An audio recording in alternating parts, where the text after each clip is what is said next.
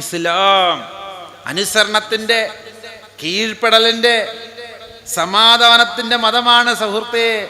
അതിന്റെ പേര് ഋജുവാക്കപ്പെട്ട മാർഗം, ഋജുമാർഗം, ഋദംബര മാർഗം എന്നാണ്. ഇന്ന് വരെ ഒരു മുസ്ലിം ഇസ്ലാമിന്റെ സംസ്കൃത വാക്ക് പറയാൻ കേട്ടില്ല. സമാധാന രക്ഷ എന്നൊക്കെ അതൊന്നും അല്ല അതിന്റെ അർത്ഥം. അതിനെക്കാട്ടിലും എത്രയോ 1000 ഡിഗ്രിക്ക് അപ്പുറം പോകണം. ഋജുമാർഗം എന്ന് നിങ്ങൾ അതിനെ ട്രാൻസ്ലേറ്റ് ചെയ്യണം. ഋജുമാർഗമെന്നോ ഋദംഭരാമാർഗമെന്നോ പറയേണ്ട മാർഗമാണ് ഇസ്ലാം. അതോടുകൂടി അവിടെ ഷഹാദത്ത് കലിമ ചൊല്ലിക്കൊണ്ട് അവൻ കൈ പിടിക്കാൻ തയ്യാറാവുകയാണ്. ബഹുമാന്യനായ സ്വാമി അവറുകൾ, അദ്ദേഹത്തിന്റെ പ്രഭാഷണം എത്ര മനോഹരമാണല്ലേ, അംഗീകരിക്കേണ്ടതല്ലേ. ഇത്ര ഡീപ്പായി ആത്മീയതയെ വിശകലനം ചെയ്യുന്ന ഒരു സ്വാമിയുടെ പ്രഭാഷണം, മതപണ്ഡിതന്മാരുടെ തന്നെ പ്രഭാഷണം വളരെ അപൂർവമായി മാത്രമേ കേൾക്കാൻ കഴിയാറുള്ളൂ. നിന്റെ മാതാവിന്റെ ചുവട്ടിലാണ് സ്വർഗം എന്ന് റസൂലുള്ളാഹി സ്വല്ലല്ലാഹു അലൈഹി വസല്ലമ തങ്ങൾ പറഞ്ഞതിന്റെ കാരണം ആ സിലബസ് അതിലുള്ളതുകൊണ്ടാ. നാളെ അമ്മയോട് വേണ്ടാത്തരം കാണിക്കരുത്. ഈ മതം തകർന്നാൽ എന്താ പറയുക ഉണ്ടാകുക? യൂറോപ്പിലൊക്കെ ഉള്ളതുപോലെ അച്ഛൻ മകളെ കിട്ടും, മകൻ അമ്മേനെ കിട്ടും, അതിൽ കുട്ടികളും ഉണ്ടാവും. ഒന്ന് ആലോചിച്ച് നോക്കി, അങ്ങനെ ഉണ്ടായിക്കഴിഞ്ഞാൽ എന്താ ഇപ്പൊ വിളിക്കുക? അച്ഛനെ ആ മകൻ അച്ഛ എന്ന് വിളിക്കണോ, വല്യച്ഛ എന്ന് വിളിക്കണോ, ഗ്രാൻഡ് ഫാദർ എന്ന് വിളിക്കണോ? രണ്ടും ഒരാളാണ്. 2 in 1 ഒക്കെ ആയി മാറും. സ്വാമി പറഞ്ഞത് ശരിയായില്ല. അങ്ങനെ കാരുണ്യൊന്നും നമ്മുടെ പ്രവാചകൻ പറഞ്ഞിട്ടില്ല. നമ്മുടെ പ്രവാചകൻ അടിക്കാനും കുത്താനും കൊല്ലാനോ പറഞ്ഞിട്ടില്ല, പറയൂല, അത് ഉറപ്പാണ്. അങ്ങനെ പറഞ്ഞാൽ പിന്നെ അത് മതമല്ലല്ലോ. എന്നാൽ ഇതിൻ്റെയൊക്കെ പേരിൽ നമ്മളെ കൊണ്ട് തീവ്രവാദികളും ഈ പറയുന്ന കെട്ടും പൊട്ടും താടിയും തൊപ്പിയും നിസ്കാര തഴമ്പും ഒരു ഭീകരവാദത്തിന്റെ ചിഹ്നങ്ങളാക്കി മാറ്റിയവർ ആരാ? ഇത് മുസ്ലിയാക്കന്മാരുടെയും ഖുറാനിന്റെയും മുഹമ്മദിന്റെ അനുയായികളുടെയും മാത്രം ഒരു അവകാശവാദമായി ഇന്നും നിലനിൽക്കുന്നു. വലിയ സങ്കടമുണ്ട് ഈ കാര്യത്തിൽ. അതുവരെയും മനുഷ്യന്റെ മനസ്സിലില്ലാതിരുന്ന, അതുവരെയും പല മതങ്ങളിലും ഇല്ലാതിരുന്നതിനെ കുറിച്ച് കൃത്യമായ ആശയവിനിമയം, എഴുത്തും വായനയും അറിയാത്തതായ റസൂലുള്ളാഹി നടത്തിയിട്ടുണ്ട്. ഒരുപാട് ഉദാഹരണങ്ങൾ നമ്മളിവിടെയൊക്കെ പറഞ്ഞു കഴിഞ്ഞു, നിങ്ങളൊക്കെ പല വയലുകളിലും കേട്ട് കഴിഞ്ഞു. പക്ഷെ അതിൻ്റെ ഒന്നും ഒരു മറ്റൊരു ഡയമെൻഷൻ പറഞ്ഞ് കേൾക്കുന്നില്ല. അതൊക്കെ ഒന്ന് പറഞ്ഞു നോക്കട്ടെ എന്നാണ് ഞാൻ വിചാരിക്കുന്നത്.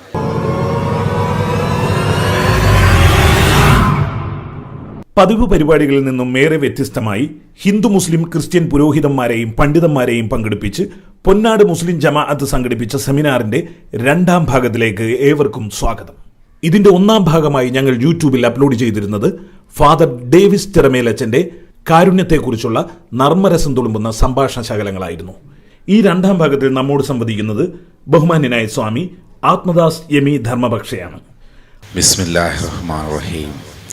അൽഹംദുലില്ലാഹി റബ്ബിൽ ആലമീൻ അർറഹ്മാനിർ റഹീം മാലികി യൗമിദ്ദീൻ ഇയ്യാക നഅ്ബുദു വ ഇയ്യാക നസ്തഈൻ ഇഹ്ദിനസ് സിറാത്തൽ മുസ്തഖീം സിറാത്തൽ ലദീന അൻഅംത അലൈഹിം ഗൈറിൽ മഗ്ദൂബി അലൈഹിം വറദ്ദാലീൻ. ആമീൻ. Our Father in heaven, holy be your name. Your kingdom come, your will be done on earth as it is in heaven. Give us this day our daily bread. Forgive our sins as we forgive those who sin against us. Do not bring us to the test, but deliver us from all evil. Amen.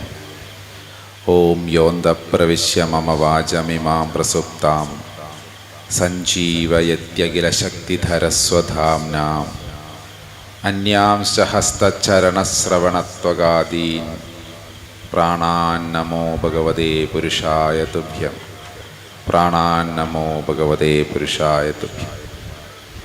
വളരെ സന്തോഷമുണ്ട് ഇങ്ങനത്തെ ഒരു വേദി പങ്കിടാൻ. ആലപ്പുഴ ജില്ലയിലെ പൊന്നാട് എന്നൊക്കെ പറഞ്ഞ സ്ഥലത്ത് നടത്തപ്പെടുന്ന ഈ ഒരു വേദിയിലേക്ക് എന്നെ വിളിച്ച ഈ സംഘാടകർക്കൊക്കെ ആദ്യം തന്നെ നന്ദി പറയുന്നു. അതിന് ആയുസ്സും ആരോഗ്യവും ഒക്കെ നൽകിയ ഈശ്വരനോടും എല്ലാ അർത്ഥത്തിലും നന്ദി പ്രകാശിപ്പിക്കുകയാണ്. വളരെ പ്രസക്തമാണ് നമ്മുടെ ഇന്നത്തെ പ്രമേയം. കാരുണ്യം എന്നതിൻ്റെ ചില മാനുഷിക വശങ്ങളെക്കുറിച്ചും മനുഷ്യത്വം എന്നതിനെക്കുറിച്ചുമൊക്കെ നമ്മുടെ അച്ഛനിവിടെ വളരെ ഹൃദയസ്പർശിയായ രീതിയിൽ അദ്ദേഹത്തിൻ്റെതായ തനത് ശൈലിയിൽ നമ്മളോട് സംവദിച്ചു.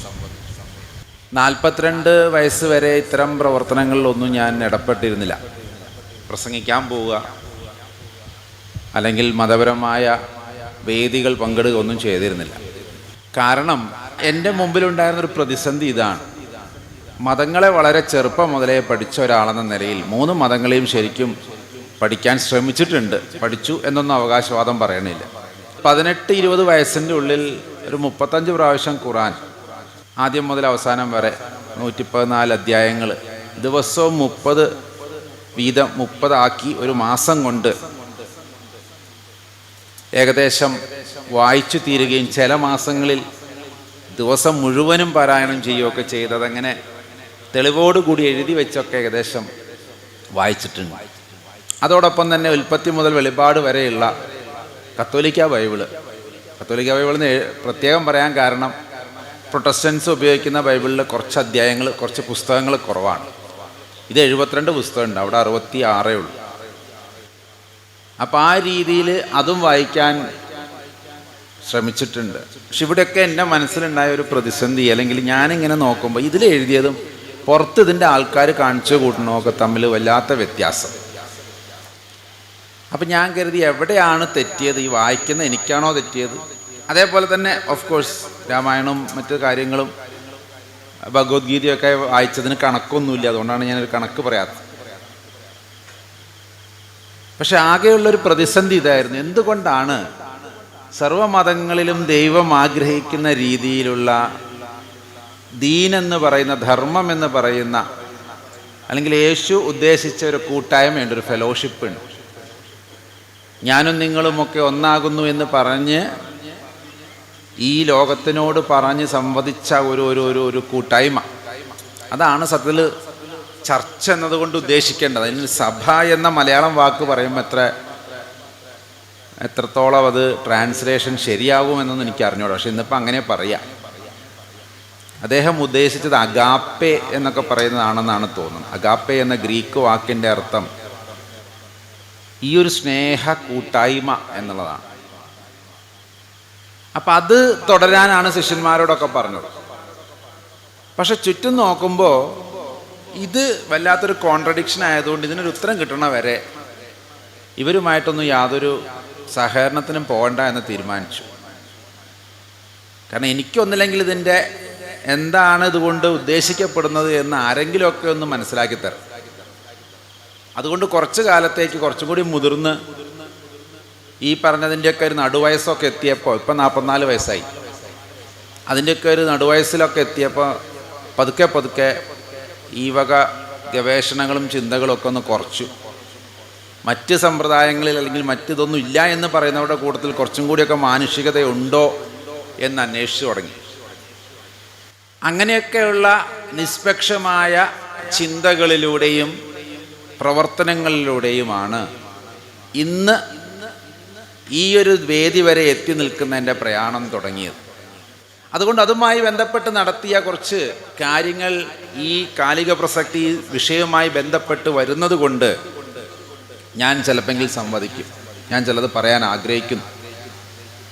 അതെന്താന്ന് വെച്ച് കഴിഞ്ഞാൽ മതത്തിൻ്റെ ഒരു സിലബസ് എന്താണെന്നാണ് ഞാൻ ആദ്യം ഒന്ന് ഉരുത്തിരിയിക്കാൻ ശ്രമിച്ചത്.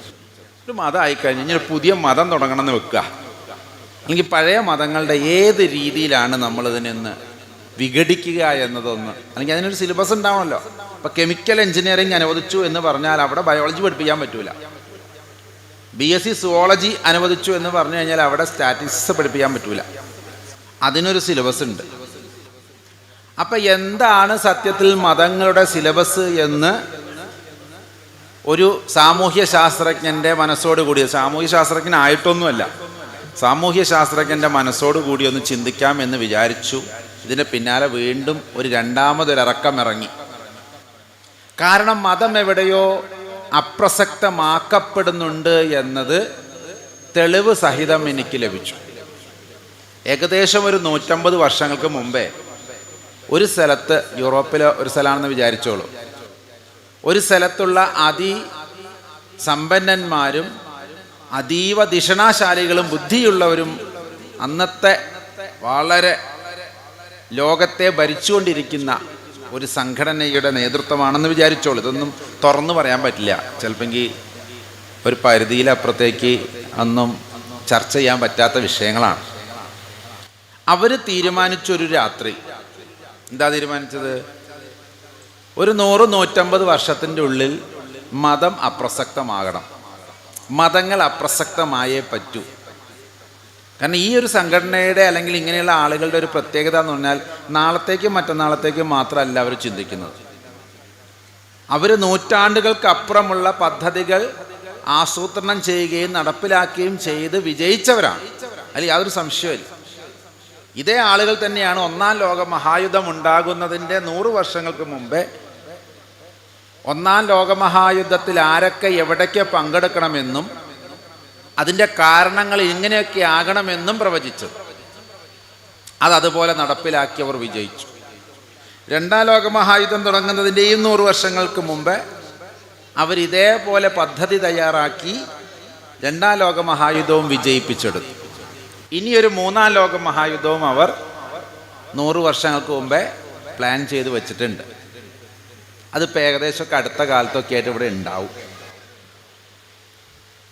ഇതിൻ്റെ മുമ്പേ ആയിക്കൊണ്ട് അല്ലെങ്കിൽ ഇതിനോടനുബന്ധിച്ച് മതങ്ങളുടെ പ്രസക്തി എത്രത്തോളം ഇല്ല എന്ന് തെളിയിക്കാൻ പറ്റുമോ അത് തെളിയിക്കണമെന്നതാണ് അവരുടെ അജണ്ട.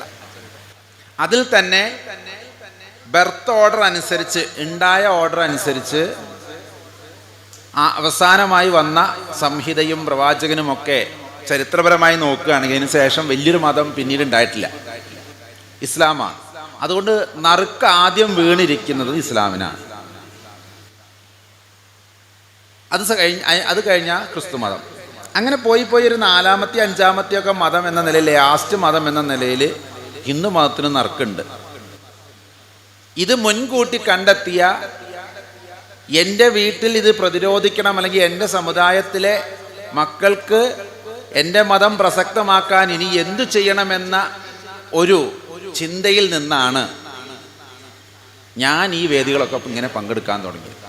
കാരണം ഇത് എന്ന് എനിക്ക് വന്നിട്ടില്ല, പക്ഷെ നാളെ അത് വരും എന്നുള്ളത് ഉറപ്പാണ്. ഏതോ ഇങ്ങനെ രാഷ്ട്രീയക്കാരുടെ പ്രസംഗത്തിലൊക്കെ കേൾക്കുന്നുണ്ട്, ഏതോ കൂട്ടർ തേടി വന്നു. അപ്പം ഞാൻ പറഞ്ഞു ഞാനതിൽപ്പെട്ട ആളല്ലാത്തതുകൊണ്ട് എനിക്ക് വിഷമമൊന്നുമില്ല, ഞാൻ മിണ്ടാണ്ടിരുന്നു. കുറേ കഴിഞ്ഞപ്പോൾ അവർ വേറൊരു കൂട്ടരൊക്കെ തേടി വന്നു, അവരെ കൊന്നു തള്ളി. അപ്പോഴും ഞാൻ പറഞ്ഞു അതിൽ നമ്മൾ പെടുന്ന ആളല്ല, അതുകൊണ്ട് നമുക്ക് സേഫാണ്. അങ്ങനെ ഒരുപാട് കൂട്ടരെ ആ നാട്ടിൽ തേടി വന്നു. അവസാനം എന്നെയും തേടി വന്നു, അവസാനം അവർ ഞങ്ങളെയും തേടി വന്നു. ഈ ഉദാഹരണം മുമ്പിലുള്ളത് കൊണ്ട് തന്നെ ഇത് ഇസ്ലാമിൻ്റെ പ്രശ്നമല്ലേ, അത് അവരെങ്ങനെയൊക്കെ തീർക്കട്ടെ.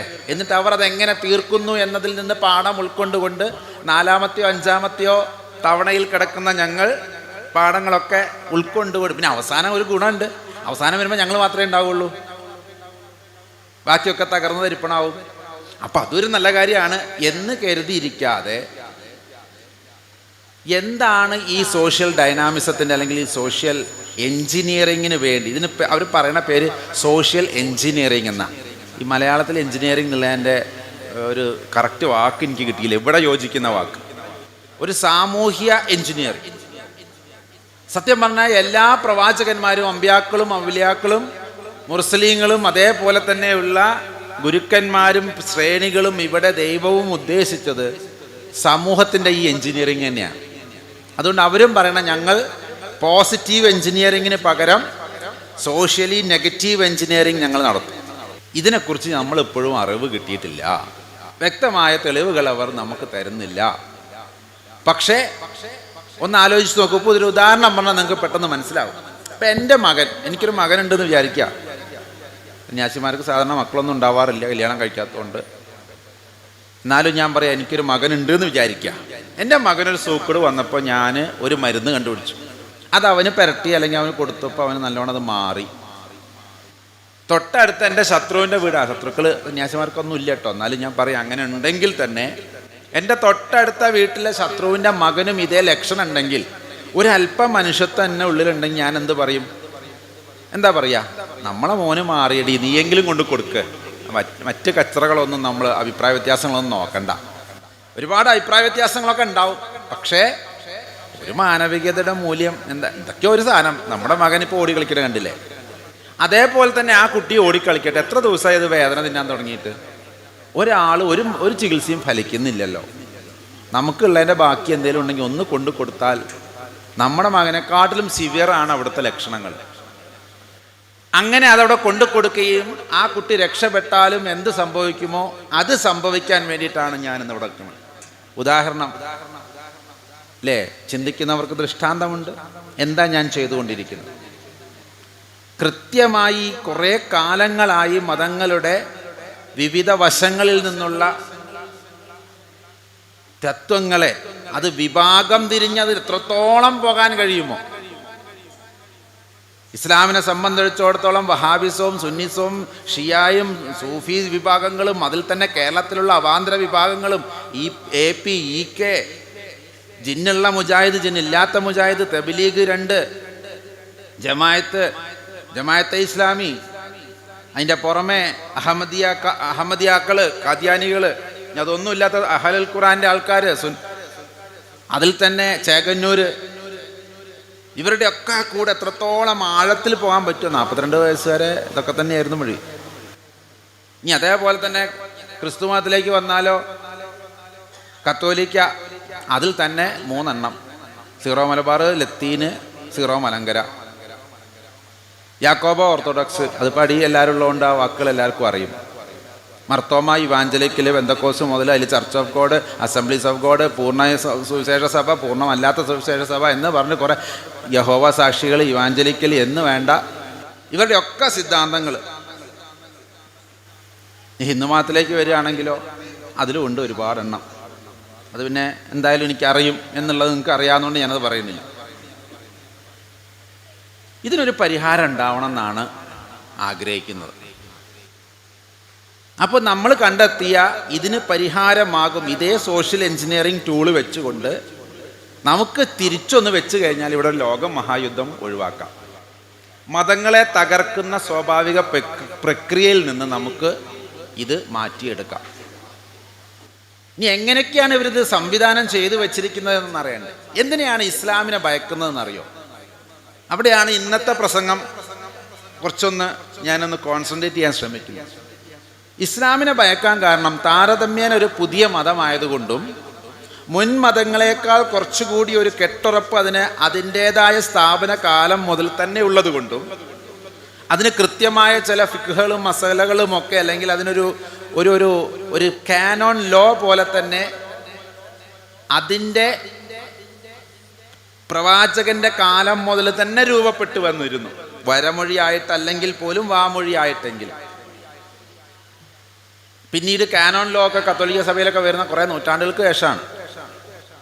പക്ഷേ ഇവിടെ ആ കാലഘട്ടത്തോടനുബന്ധിച്ച് തന്നെ ഇതിനൊരു നിയതമായ സ്ട്രക്ചേർഡ് രൂപം വന്നതുകൊണ്ടും അത് നടപ്പാക്കപ്പെട്ടാൽ, ഈ ലോകത്തിൽ നടപ്പാക്കപ്പെട്ട് കഴിഞ്ഞാൽ, നേരത്തെ ഇവിടെ ഉദ്ധരിച്ചതായ ഒരു ഖുർആൻ വാചകമുണ്ട്: ഞാൻ നിങ്ങളെ മുഹമ്മദെ നിന്നെ അവതരിപ്പിച്ചിരിക്കുന്നത്, സല്ലല്ലാഹു അലൈഹി വസല്ലം, റസൂലുള്ളാഹിയെ അവതരിപ്പിച്ചിരിക്കുന്നത് ഈ ഭൂമിയുടെ കാരുണ്യത്തിന് വേണ്ടിയിട്ടാണ്. ഈ കാരുണ്യത്തിന് വേണ്ടിയിട്ടല്ലാതെ നിന്നെ ഞാൻ അവതരിപ്പിച്ചിട്ടില്ല. ഇതൊരു ഇസ്ലാമിക പരിപ്രേക്ഷ്യത്തിൽ ഇതിങ്ങനെ വിശ്വസിക്കപ്പെടും. ഒരർത്ഥത്തിൽ എല്ലാ പ്രവാചകന്മാരും ആ കാലഘട്ടത്തിലെ കാരുണ്യങ്ങളായിരുന്നു, അതിൽ യാതൊരു സംശയവുമില്ല. പക്ഷെ ലോകത്തിലേക്ക് ഇനിയൊരു സംവിധാനത്തെ വന്നില്ലെങ്കിൽ പോലും പരമമായ അവസാനത്തെ ഒരു കാരുണ്യം എന്ന നിലയിൽ മുഹമ്മദിനെ അവതരിപ്പിച്ചുവോ? ഇതൊരു അവകാശം മാത്രമായിട്ട് ഇന്നും അവശേഷിക്കുന്നതിൻ്റെ കാരണം എന്താ അറിയോ? നമ്മുടെയൊക്കെ പ്രബോധന രീതികൾ കൊണ്ടാണ്, മതം അവതരിപ്പിച്ച രീതി കൊണ്ടാണ്. ഇത് മുസ്ലിയാക്കന്മാരുടെയും പിന്നെ എന്താ പറയുക, ഖുറാനിൻ്റെയും മുഹമ്മദിൻ്റെ അനുയായികളുടെയും മാത്രം ഒരു അവകാശവാദമായി ഇന്നും നിലനിൽക്കുന്നു. വലിയ സങ്കടമുണ്ട് ഈ കാര്യത്തിൽ. ഇത് സർവ്വലോകത്തിനും വേണ്ടിയിട്ടുള്ളതാണെന്ന് തോന്നിപ്പിക്കത്തക്ക രീതിയിൽ ഇത് മുന്നോട്ട് കൊണ്ടുപോയാൽ വലിയ സോഷ്യൽ എഞ്ചിനീയറിംഗ് വിപ്ലവങ്ങൾ ഇവിടെ നടക്കും. എന്തുകൊണ്ട്? കാരുണ്യത്തിൻ്റെ നിറകുടങ്ങളായിരുന്നു സർവ പ്രവാചകന്മാരും എന്ന് പറയുന്നതോടൊപ്പം റസൂലുള്ളാഹി മുഹമ്മദ് നബി സല്ലല്ലാഹു അലൈഹി വസല്ലമ തങ്ങൾ അതിന് ഒരു മകുട ഉദാഹരണം തന്നെയാണ്. കാരണം എന്താ? അതുവരെയും മനുഷ്യൻ്റെ മനസ്സിലില്ലാതിരുന്ന, അതുവരെയും പല മതങ്ങളിലും ഇല്ലാതിരുന്നതിനെക്കുറിച്ച് കൃത്യമായ ആശയവിനിമയം എഴുത്തും വായനയും അറിയാത്തതായ റസൂലുള്ളാഹി നടത്തിയിട്ടുണ്ട്. ഒരുപാട് ഉദാഹരണങ്ങൾ നമ്മളിവിടെയൊക്കെ പറഞ്ഞു കഴിഞ്ഞു, നിങ്ങളൊക്കെ പല വയലുകളിലും കേട്ട് കഴിഞ്ഞു. പക്ഷെ അതിൻ്റെ ഒന്നും ഒരു മറ്റൊരു ഡയമെൻഷൻ പറഞ്ഞ് കേൾക്കുന്നില്ല. അതൊക്കെ ഒന്ന് പറഞ്ഞു നോക്കട്ടെ എന്നാണ് ഞാൻ വിചാരിക്കുന്നത്. ഒരു ഉദാഹരണം, അയൽവാസി പട്ടിണി കിടക്കുമ്പോൾ നമ്മളിൽപ്പെട്ടവരല്ല, തിന്നുന്നവൻ നമ്മളിൽപ്പെട്ടവനല്ല. അതുകൊണ്ട് നമ്മൾ എന്ത് ചെയ്യും? നോമ്പ് കാലം വരുമ്പോൾ 1 കിലോ കരിയൊക്കെ കൊണ്ട് കൊടുക്കും. അതിൻ്റെ കൂട്ടത്തിൽ കുറച്ച് ഡാൽഡ, നെയ്യ്, ജാതിപത്രി, ഏലക്ക, ഗ്രാമ്പു, ഇതോടുകൂടി നമ്മളത് കഴിഞ്ഞു. കാരണം അയൽവാസി അന്ന് ഏത് പെരുന്നാൾ ദിവസം മാത്രം ഭക്ഷണം കഴിക്കാതിരിക്കൂല, അതെന്തായാലും കിട്ടും. നമ്മുടെ ഉത്തരവാദിത്തം കഴിഞ്ഞു. ഈ പട്ടിണി എന്നതുകൊണ്ട് എന്തൊക്കെയാണ് ഉദ്ദേശിക്കപ്പെട്ടത്? വയറിനുള്ള പട്ടിണി മാത്രമല്ല, ശാരീരികവും മാനസികവും ആധ്യാത്മികവുമായ, എന്തിനേറെ കല്യാണം കഴിക്കാൻ പോലും അല്ലെങ്കിൽ സൃഷ്ടികർമ്മത്തിൽ പങ്കെടുക്കാൻ വേണ്ടി മനുഷ്യനെ സൃഷ്ടിച്ച ദൈവത്തിൻ്റെ സൃഷ്ടിപരതയിൽ പങ്കെടുക്കാൻ കഴിയാത്ത, സാമ്പത്തികം ബുദ്ധിമുട്ടുള്ളതിനും ദാരിദ്ര്യം എന്നാണ് പറയേണ്ടത്, പട്ടിണി എന്ന് തന്നെയാണ് പറയേണ്ടത്. അതുകൊണ്ട് ഒരു അങ്ങനെയുള്ളവർ നമ്മിൽപ്പെട്ടവനല്ല എന്ന് പറയാൻ, അതെന്താണ് ഞാൻ ഇത്ര ആഴത്തിൽ പറയാൻ കാരണം, ഒരു നിയമം പറയുമ്പോൾ അത് ചെയ്താലുള്ള ഗുണം, ചെയ്യാഞ്ഞാലുള്ള ശിക്ഷ, അത് രണ്ടും പറയണം, എന്നാലും ഒരു നിയമമാവും. ഞാൻ പറയാം, ആ മൈക്ക് തൊട്ടാൽ ഞാൻ കാട്ടിത്തരാം, ഇതൊരു നിയമമല്ല. ആ മൈക്ക് തൊട്ടാൽ എന്ത് സംഭവിക്കുമെന്നും അത് തൊടാതിരുന്നാലുള്ള ഗുണം എന്താണെന്നും കൂടി പറയുമ്പോഴേ അതൊരു നിയമരൂപത്തിലേക്ക് വരുള്ളൂ. യേശുവും പറഞ്ഞിട്ടുണ്ട്, നിന്നെപ്പോലെ നിൻ്റെ അയൽക്കാരനെ സ്നേഹിക്കുക. ഈ അച്ഛനൊക്കെ പറഞ്ഞ കേട്ടാൽ നമുക്കറിയാം, നിന്നെപ്പോലെ നിൻ്റെ അയൽക്കാരനെ പോയിട്ട് നിന്നെപ്പോലെ നിൻ്റെ മക്കളെ സ്നേഹിക്കാൻ പറ്റാത്ത കാലമാണ്. എല്ലാ കാലത്തും അങ്ങനെയാണ്. നിന്നെപ്പോലെ നിൻ്റെ അപ്പനെ സ്നേഹിക്കാൻ കഴിയാത്ത കാലം, നിന്നെപ്പോലെ മറ്റൊരാളെയും ലോകത്തിൽ സ്നേഹിക്കാൻ കഴിയില്ല എന്ന് മനുഷ്യൻ തെളിയിച്ചുകൊണ്ടിരിക്കുന്ന കാലഘട്ടത്തിലാണ് സത്യത്തിൽ എന്ത് പറയണത്? യേശു നിന്നെപ്പോലെ നിൻ്റെ അയൽക്കാരനെയും സ്നേഹിക്കുക. അപ്പോൾ ഒരുത്തൻ ചോദിച്ചു, ആരാണ് എൻ്റെ അയൽക്കാരൻ? യേശു ഒരു കഥയും പറഞ്ഞു. ജെറൂസലേമിൽ നിന്ന് ജെറീക്കോയിലേക്ക് യാത്ര ചെയ്യുന്ന ഒരു കച്ചവടക്കാരനെ കൊള്ളക്കാർ ആക്രമിച്ച്, മുറിവേൽപ്പിച്ച്, തട്ടിയെടുത്ത് മരുഭൂമിയിൽ ചാകാൻ വേണ്ടി, വിധിക്ക് വേണ്ടി വിട്ടുകൊടുത്തപ്പോൾ ആ വഴി വന്ന അവൻ്റെ മതത്തിൽപ്പെട്ട ഏറ്റവും വലിയ ആലിം, അല്ലെങ്കിൽ അന്ന് ആ പള്ളിയിലെ കാളി, ഇദ്ദേഹത്തെ കണ്ടപ്പോൾ, അസ്തഫിറുള്ള, സമയമായി, ബാങ്ക് കൊടുക്കാൻ വേറെ ആരുമില്ല, ഞാൻ തന്നെ പോകണം. അപ്പം ഇത് നോക്കണോ അത് നോക്കണോ? ഇത് പോയാൽ ഇന്ന് ഏതായാലും നിസ്കാരം പോവും, അത് വേണ്ട, ഫറലാക്കപ്പെട്ട കാര്യമാണ്, ഞാൻ പോയിട്ട് വരാം. അദ്ദേഹം നിസ്കരിക്കാൻ പോയി, അല്ലെങ്കിൽ പള്ളിയിലേക്ക് പോയി. രണ്ടാമത് അവിടുത്തെ കപ്പ്യാർ വന്നു, അല്ലെങ്കിൽ അവിടുത്തെ മറ്റ് കാര്യങ്ങൾ ചെയ്യുന്ന ആൾ വന്നു. അയാളും പറഞ്ഞു, അച്ഛൻ നീട്ടി വലിച്ച് നടക്കുന്നുണ്ട്, അപ്പം പിന്നെ ഇതിനേക്കാളും പ്രധാനം അത് തന്നെയല്ലേ, അച്ഛൻ പോണ കൂട്ടത്തിൽ പോകുകയല്ലാണ്ട് ഞാനെന്ത് ചെയ്യും? ഞാനിപ്പം ഇനിയിപ്പോൾ സന്നദ്ധ പ്രവർത്തനം ചെയ്ത് മണിയടിക്കാനോ ഔത് കഴുകാനോ ആളില്ലെങ്കിൽ ബാങ്ക് കൊടുക്കാനൊന്നും ആളില്ലെങ്കിൽ ഞാനാകെ പ്രശ്നത്തിലാവും. ആകെ ഉള്ളൊരു ജോലിയാണ്, അതും കളഞ്ഞിട്ടിപ്പോൾ വല്ലവനും കിടക്കണം കണ്ടിട്ട് കാര്യം നമ്മളെ കൂട്ടത്തിൽപ്പെട്ട ആളൊക്കെ തന്നെയാണ് കണ്ടിട്ട്. പക്ഷേ ചിലപ്പോൾ ഈ പൊക്കി നോക്കുകയും ചെയ്യും, ഉറപ്പ് വരുത്തും നമ്മളെ ആൾ തന്നെയാണ്. പക്ഷേ ഇപ്പം സമയമില്ല. യേശു പറഞ്ഞ കഥയിലുള്ളതാട്ടോ, ഞാനൊന്ന് കാലോചിതമായി എല്ലാ മതങ്ങൾക്കും മനസ്സിലാവുന്ന രീതിയിൽ അതിൻ്റെ ഭാഷയൊന്നും മാറ്റിയെന്ന്. അച്ഛന് മനസ്സിലാവും അതിൽ കാളിയൊന്നും ഉണ്ടായിരുന്നില്ല എന്നുള്ളത്. പക്ഷേ പിന്നീട് വന്നവൻ ആ വർഗത്തിൽപ്പെടാത്ത ഒരാളാണ്. അവനൊരു ശമരിയാക്കാരനാണ്. ആ ശമരിയാക്കാരൻ ഇവൻ യഹൂദനാണ്. ഇവർ തൊടാൻ പോലും പാടില്ല, വെള്ളം കൊടുക്കാൻ പാടില്ല, തൊടാൻ പാടില്ല, ചത്താലും മിണ്ടൂല എന്ന് പറയുന്ന ടൈപ്പ് സാധനങ്ങളാണ്.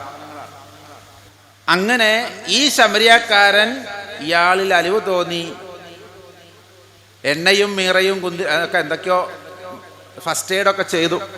അതിനുശേഷം അടുത്ത സത്രത്തിൽ കൊണ്ട് ഏൽപ്പിച്ച് ശുശ്രൂഷിക്കാൻ വേണ്ടി 2 ദിനാർ പൈസയും കൊടുത്തു. എന്നൊക്കെ 2 ദിനാർ വലിയ പൈസയാണ്. എന്നിട്ട് പറഞ്ഞു, എനിക്ക് പോകേണ്ട സ്ഥലമൊക്കെ ഉണ്ട്, അതുകൊണ്ട് ഞാൻ പോയി വരുമ്പോൾ ബാക്കി എന്തെങ്കിലും വന്നാൽ ഞാൻ ഏറ്റെടുത്തോളാം, ബാക്കി ചിലവ് പോലും ഞാൻ തന്നോളാം, അപ്പം ബില്ല് ഞാൻ പേ ചെയ്തോളാം എന്ന് പറഞ്ഞു പോയി. എന്നിട്ട് യേശു ചോദിച്ചു, ഇതിലാരാണ് ഈ പറയുന്ന മുറിവേറ്റ യഹൂദൻ്റെ അയൽക്കാരൻ? സ്വന്തം സമുദായത്തിൽപ്പെട്ടവനോ, സ്വന്തം സമുദായത്തിലെ നേതൃത്വത്തിലുള്ള പുരോഹിതനോ, അതുമായി ബന്ധപ്പെട്ട് ജീവിക്കുന്ന, ഉപജീവനം കഴിക്കുന്ന ആളുകളോ ആരാണ് എന്ന് ചോദിച്ചപ്പോൾ ആ ഉത്തരം, ആ കഥ കേട്ട ആർക്കും സംശയമില്ലായിരുന്നു. ഇവന് ഉദവി ചെയ്ത, അല്ലെങ്കിൽ ആവശ്യത്തിലിരിക്കുന്ന മനുഷ്യനെ സഹായിക്കുമ്പോഴാണ് നാം പരസ്പരം അയൽവക്കക്കാരാകുന്നത്. യേശുവിൻ്റെ കാലത്ത് അത്രയും പറഞ്ഞാൽ ആളുകൾക്കത് മതിയായിരിക്കും. പക്ഷേ റസൂലുള്ളാഹിയുടെ കാലം വന്നതോടുകൂടി ഇതിനെ കൃത്യമായി ഒരു നിയമവ്യവസ്ഥയാക്കി, ഇത് ചെയ്താൽ എന്ത്, ഇത് ചെയ്തില്ലെങ്കിൽ എന്തെന്ന നിലയിൽ റസൂലുള്ളാഹിയുടെ അവതരിപ്പിച്ചു. എന്താ പറഞ്ഞത്? നിങ്ങൾ വയറ് നിറച്ചുണ്ടാൽ നിങ്ങൾ automatically excommunicated from the community. Automatic എക്സ്കമ്മ്യൂണിക്കേഷനാണ് എന്ന് പറഞ്ഞാൽ എന്താ? നിങ്ങളങ്ങനെ ചെയ്താൽ നിങ്ങളുടെ എന്താണോ എൻ്റെ കൂടെ നിന്നപ്പോൾ നിങ്ങൾക്ക് ലഭിക്കേണ്ടിയിരുന്നത് അത് നഷ്ടപ്പെടും. എൻ്റെ കൂട്ടത്തിൽപ്പെട്ടവനല്ലാണ്ട് ഞാൻ എന്താ അതിൻ്റെ അർത്ഥം? ഇപ്പം എൻ്റെ കൂടെ ഒരു മോൻ വന്നിട്ടുണ്ട്, എൻ്റെ വണ്ടി ഓടിച്ചൊരു മോൻ വരിക, ഞാൻ അവിടുന്ന് ഇറങ്ങുമ്പോൾ അവൻ പറയാം ഇവൻ എൻ്റെ കൂട്ടത്തിൽപ്പെട്ടവനല്ലായിരുന്നു. അവൻ്റെ ഒരു അവസ്ഥകളൊന്ന് ആലോചിച്ച് നോക്കി. 10 കൊല്ലമായി ചെങ്ങായി എൻ്റെ കൂടെ കൂടിയിട്ട്. ഈ 10 കൊല്ലമായിട്ട് അവൻ എൻ്റെ വീട്ടിൽ പോയത് വളരെ 10-15 ദിവസം പോലും പോയി നിന്നിട്ടുണ്ടാവില്ല.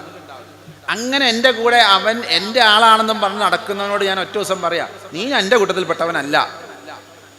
ഈ ഷോക്ക് ഇത്രയും വലിയ ഒരു ഗൗരവമായ കാര്യമാണ്.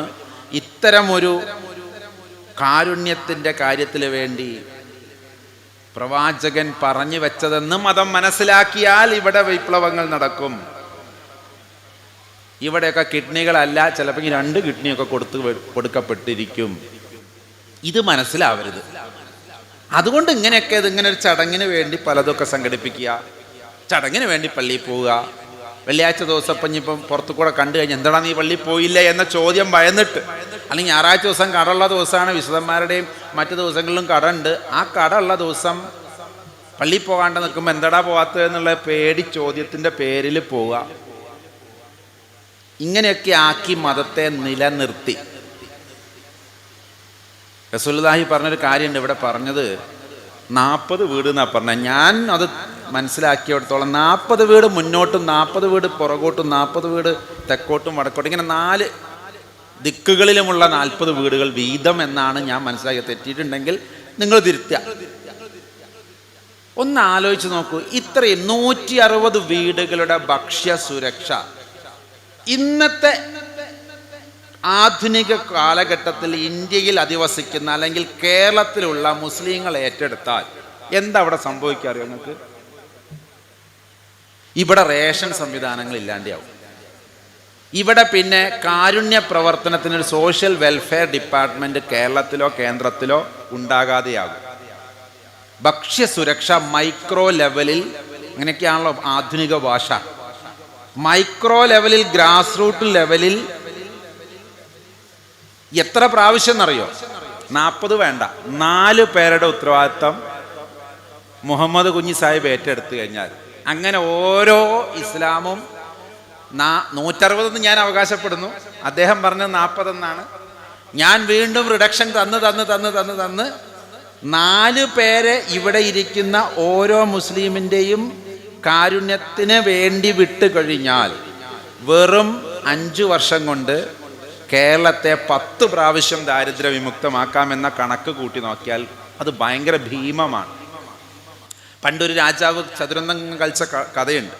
ഇതിൻ്റെ ഒരു കഥ പെട്ടെന്ന് നിങ്ങൾക്ക് മനസ്സിലാവും. ഇവിടെ അമ്പലപ്പുഴയിലെ ഏതൊരു രാജാവ് ഉണ്ടായിരുന്നു അത്രേ. അയാൾക്ക് വലിയ ചതുരംഗം ഈ ചെസ്സ് കളിക്കുന്ന 64 കളിയിൽ ചെസ്സ് കളിക്കുന്ന ഒരു പരിപാടിയാണ്. എനിക്ക് അറിഞ്ഞുകൂടാ അത് കളിയൊന്നും, ചില കളികളൊന്നും നമുക്കറിയില്ല, ആവശ്യമില്ലാത്തതുകൊണ്ടാണ്. അപ്പോൾ ഇയാളെടുത്തൊരു ദരിദ്ര ബ്രാഹ്മണൻ വന്നിട്ട് ചോദിച്ചു, നമുക്കൊന്ന് ചതുരംഗം കളിച്ചാലോ? രാജാവ് സമ്മതിച്ചു. കാരണം രാജാവ് തോക്കൂല എന്നുള്ളതാണ് അതിൻ്റെ ഒരു രീതി, അല്ലെങ്കിൽ രാജാവ് തോക്കാൻ പാടില്ല. അയാൾ വളരെ കോൺഫിഡൻസോട് കൂടി കളിച്ചോളാൻ പറഞ്ഞു. ജയിച്ചാൽ എന്ത് തരും, തോറ്റാൽ എന്ത് തരും എന്നൊക്കെ പന്തയം വെക്കണമല്ലോ. അപ്പോൾ തോറ്റാൽ ഒന്നും തരണ്ടെന്ന് പറഞ്ഞു രാജാവ്. കാരണം ഈ ബ്രാഹ്മണൻ്റെ അടുത്ത് നിന്ന് എന്ത് മേടിക്കാനാ? തോറ്റാൽ ഞാൻ ജയിച്ചാൽ നീ എന്നെ ഒന്നും തരണ്ട, നീ അങ്ങ് പൊക്കോ. പക്ഷെ ബ്രാഹ്മണൻ പറഞ്ഞു, ഞാൻ ജയിച്ചാൽ എനിക്ക് 1 മണി അരി ഒന്നാമത്തെ കളിയിൽ തരണം. 1 മണി അരി ഒരു ഒന്നാമത്തെ കളിയിലോ? അതിനിപ്പോൾ എന്താ? അല്ല അങ്ങനെയല്ല, പിന്നെ അതിൻ്റെ അടുത്തതിൽ ഇരട്ടി തരണം. 1 2 2 ഓ, പിന്നെ 3 4 ഓ, അതല്ലേ ഉള്ളൂ. കളി തുടങ്ങി ഗംഭീര കളി നടത്തി. അവസാനം നമ്മുടെ രാജാവ് അങ്ങോട്ട് തോറ്റു. രാജാവ് തോറ്റോടുകൂടി കളി മാറി. രാജാവ് പറഞ്ഞു, ഏതായാലും നാണക്കേടായി, ഏതെല്ലാം ചെറുക്കന് അരി കൊടുത്ത് വിട്. എടാ നിൻ്റെ ആ ചിരട്ടയോ എന്താ നിൻ്റെ കയ്യിലുള്ള ആ ചിരട്ടയോ സഞ്ചിയോ ഒക്കെ എടുത്തിട്ട് വായോ, നമുക്ക് അരി അളക്കാന്ന് പറഞ്ഞു. അപ്പോൾ ചെക്കൻ പറഞ്ഞു ആയിക്കോട്ടെ. ആദ്യത്തെ കള്ളിയിൽ ഒരു മണി വെച്ചു, രണ്ടാമത്തെ കള്ളിയിൽ 2 മണി വെച്ചു, അത് 4 ആയി, 4 8 ആയി, 8 16 ആയി, 16 36 ആയി, അങ്ങനെ പോയി കുറച്ച് കഴിഞ്ഞാൽ ഈ ഒരു കള്ളി കഴിയുമ്പോൾ തന്നെ അത് പറ അളവായി. പിന്നെ രണ്ടാമത്തെ കള്ളി അളവെങ്കിൽ പിന്നെ ചാക്കായി, 1000 ചാക്ക്. പിന്നെ 1000 ചാക്ക്, രണ്ടാമത്തെ ചാക്ക് വെക്കണമെങ്കിൽ അടുത്ത കള്ളിയിൽ എത്ര വെക്കണം?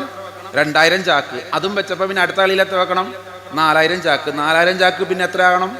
8000. ഇങ്ങനെ പോയി അവസാനം അയാളുടെ രാജ്യത്തെ എല്ലാ അളന്നതുമായ എല്ലാതും കൊടുത്തിട്ട് ഈ 64ാമത്തെ കള്ളി തികയ്ക്കാൻ പറ്റിയില്ല എന്നൊരു കഥയാണ്. ഇത് ഗൂഗിളിൽ അടിച്ചു നോക്കിയാൽ ഇതിൻ്റെ ഈ ഗുണനപ്പട്ടിൽ കിട്ടും. അതെനിക്ക് പറയാനറിയില്ല, അത്രയും വലിയൊരു സംഖ്യയാണ്. ഈ കളിയാണ് സത്യത്തിൽ റസൂലുള്ളാഹി ഉദ്ദേശിച്ചത്. ഒരാൾ ഒന്ന് ഏറ്റെടുക്കുക. അപ്പം നമുക്ക് എത്ര ചെറുതാണെന്നാണ് തോന്നുന്നത്. ഒരാളെ 4 ആളെ ഏറ്റെടുത്താൽ, 40 ആളെ ഏറ്റെടുത്താൽ, 100 160 ആൾക്കാരെ ഏറ്റെടുത്താൽ അൽഹംദുലില്ലാഹ് നല്ലതാണ്. പക്ഷെ ആർക്കും കഴിയും തൻ്റെ സമുദായത്തിൽ പെടാത്ത ഒരു 4 പേരെ സ്പോൺസർ ചെയ്യാൻ. അടുത്തത് ഇപ്പോൾ കുഞ്ഞു മുഹമ്മദ് സാഹിബിൻ്റെ തൊട്ടടുത്ത ആൾ കുഞ്ഞു മുഹമ്മദ് സാഹിബിനെ ഒന്നും അല്ലേ ഏറ്റെടുക്കേണ്ട കാര്യമില്ല, കാരണം അദ്ദേഹം അതിലും വലിയ മുതലാളിയാണ്. അപ്പം അങ്ങോട്ടും ഇങ്ങോട്ടുള്ള ഏറ്റെടുക്കലല്ലാതെ അതിൻ്റെ അപ്പുറത്തേക്കൊരു ഓരോരുത്തരുടെ അക്കൗണ്ട് ഒരു 4 ആളുടെ അക്കൗണ്ടുമായിട്ടൊക്കെ ഒന്ന് ബന്ധിച്ച് നിങ്ങൾ ഈ കളി ഒന്ന് കളിച്ചു നോക്കി. ഈ പറഞ്ഞതുപോലെ ട്രില്യൻസ് ആൻഡ് ട്രില്യൻ എന്നൊക്കെ ഇതിന് പറയും. മലയാളത്തിനൊക്കെ ദശലക്ഷം എന്നൊക്കെ പറയേണ്ടി വരും. അത്രയും മൊബിലൈസേഷൻ നടക്കുന്ന ഒരു ഫോർമുല 1400 വർഷങ്ങൾക്ക് മുമ്പേ, അല്ലെങ്കിൽ 1494 വർഷങ്ങൾക്ക് മുമ്പ് ഈ ഭൂമിയിൽ ഭൂജാതനായ ഒരു മഹാനിൽ നിന്ന് നമുക്ക് ലഭിച്ചിട്ട് നമ്മളിപ്പോഴും ബിരിയാണിക്കുള്ള കിറ്റാ കൊടുക്കുന്നത്. ഏത് 2-3 വിഭാഗങ്ങൾ ഉള്ളത് കൊണ്ട് അരിയുടെ എണ്ണം അല്ലേ? നിങ്ങൾ ആലോചിച്ച് നോക്കിയാൽ ഒരു വിഭാഗം മാത്രമേ ഒരു നാട്ടിലുള്ളൂ എങ്കിൽ എന്താ അതിൻ്റെ പ്രശ്നം? ഏതെങ്കിലും പുഴുത്ത് നാറിയ 1 കിലോ അരി കൊടുക്കും, കാരണം വേറെ ആരും ചോദ്യം ചെയ്യാനില്ലല്ലോ. ഇതിപ്പോൾ നല്ല അരി മേടിച്ചു കൊടുത്താൽ നമ്മൾ പുറത്ത് വിടൂല. നമ്മൾ എത്ര കൊടുക്കണേ?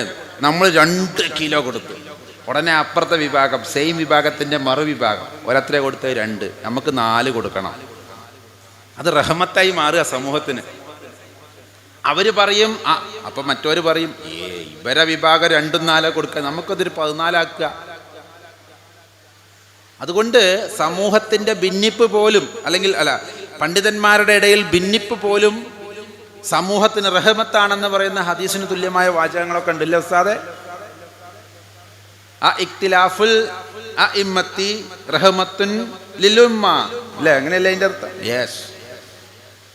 അത് സമൂഹത്തിന് എന്താക്കി മാറ്റണം? റഹ്മത്താക്കി മാറ്റണം എന്ന കാഴ്ചപ്പാടാണ് ഇസ്ലാമിനുള്ളത്. ഒന്ന് ആലോചിച്ച് നോക്കി. ഇങ്ങനെയൊക്കെ ചിന്തിച്ച ഞാനും എൻ്റെ വിഭാഗങ്ങളും തമ്മിൽ അടി കൂടി പള്ളിക്ക് വേണ്ടി 36,000 കൊല്ലം കാത്തിരുന്ന് അടി കൂടി ഉണ്ടാക്കുന്ന ഭിന്നിപ്പിനെ അല്ലട്ടോ ഞാൻ ഉദ്ദേശിച്ചത്.